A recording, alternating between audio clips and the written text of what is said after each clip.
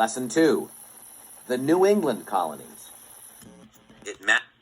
Pause. Seeking freedom to pursue their own religion, English settlers started colonies in New England. Many people still come to the Americas in search of religious freedom. Seeking religious freedom. Guiding question. Why did the Puritans settle in North America? The Jamestown settlers had come to America in search of wealth. The next wave of English colonists arrived in search of religious freedom. England had been a Protestant country since 1534, when the king, Henry VIII, broke away from the Roman Catholic Church and formed the Anglican Church. Not everyone in England was happy with the new church. Many people dissented, disagreeing with the Anglican beliefs or practices. Some English people remained Catholic. Others were Protestants who wanted to reform the Anglican Church. Still others wanted to break away from it altogether. The Protestants who wished to reform the Anglican Church were called Puritans. Those who sought to set up their own churches were known as separatists.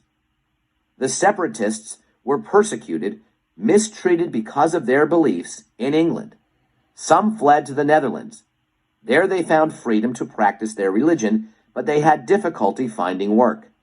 They also worried that their children were losing their religious values and their English way of life. The Pilgrims settle Plymouth. In 1620, a group of separatists decided to move to America. They became known as the Pilgrims. A pilgrim is someone who undertakes a religious journey. The Pilgrims were able to get grants of land from the Virginia Company. They got permission to settle in Virginia and to practice their religion freely. They boarded a ship called the Mayflower and left to begin new lives. The Mayflower drifted off course on its journey across the Atlantic. The first land the Pilgrims sighted was Cape Cod, well north of their target. It was November, and winter was fast approaching. The colonists decided to drop anchor in Cape Cod Bay.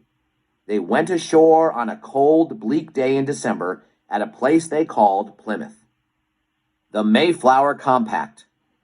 Plymouth was outside the territory of the Virginia Company and its laws. While they were still on board ship, the Pilgrims signed a document they called the Mayflower Compact. This document set up an organized, orderly government. Each signer promised to obey the laws passed for the general good of the colony. The Mayflower Compact was a key step in the development of representative, democratic government in America. Native American help. During their first winter in America, almost half the Pilgrims died. Illness, hunger, and cold took a terrible toll. In the spring, however, 2 Native Americans, Squanto and Samoset, befriended the colonists. They taught the Pilgrims to grow corn, beans, and pumpkins, and showed the colonists where to hunt and fish. Without their help, the Pilgrims might not have survived. Squanto and Samoset also helped the Pilgrims make peace with the Wampanoag people who lived in the area. For a time, the two groups lived together in harmony. In the fall of 1621, the Pilgrims included their new Wampanoag friends in a feast of Thanksgiving. New colonies. Guiding question. What role did religion play in founding the various colonies? In 1629, a group of Puritans formed the Massachusetts Bay Company. They received a royal charter to establish a colony north of Plymouth. The company chose John Winthrop to be the colony's governor. In 1630, Winthrop led about 900 men, women, and children to Massachusetts Bay. Most of them settled in a place they called Boston. More settlers followed. During the 1630s, more than 15,000 Puritans journeyed to Massachusetts to escape religious persecution and economic hard times in England. This movement of people became known as the Great Migration. At first, Winthrop and his assistants made the colony's laws. In 1634, settlers demanded a larger role in the government. Adult male church members were allowed to vote for the governor and for representatives to the government. Later, property ownership became a requirement for voting. The Puritans came to America to put their religious beliefs into practice.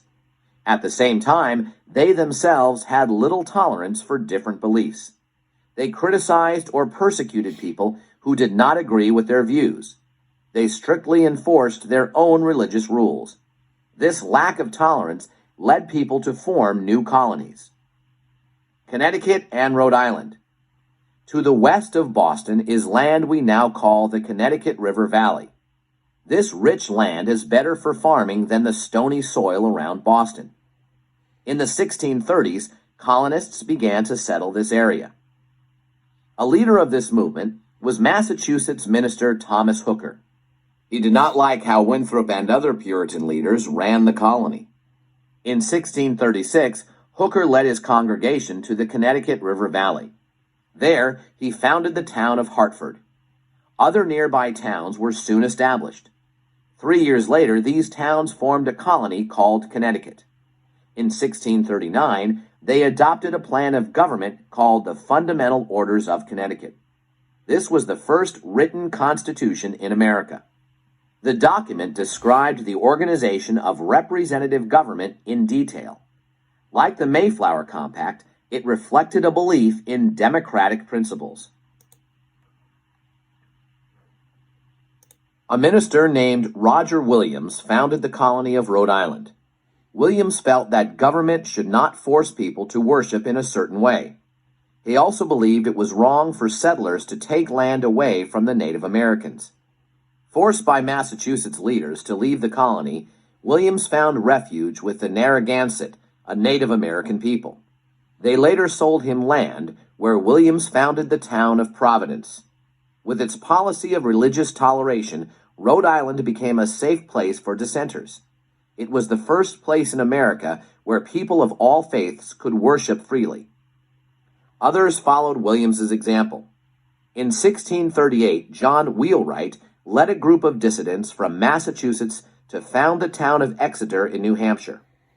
New Hampshire became an independent colony in 1679. Conflict with Native Americans. As settlers spread across New England, they met the Native Americans who lived there: Wampanoags, Narragansett, and other groups. Native Americans traded furs for settlers' goods, but conflicts arose. Usually settlers moved onto Native American lands without permission or payment. Throughout the colonial period, settlers and Native Americans competed fiercely for land. In 1675, Wampanoag leader Metacomet waged war against the New England colonies. Known to settlers as King Philip, Metacomet enlisted the help of other Native American groups.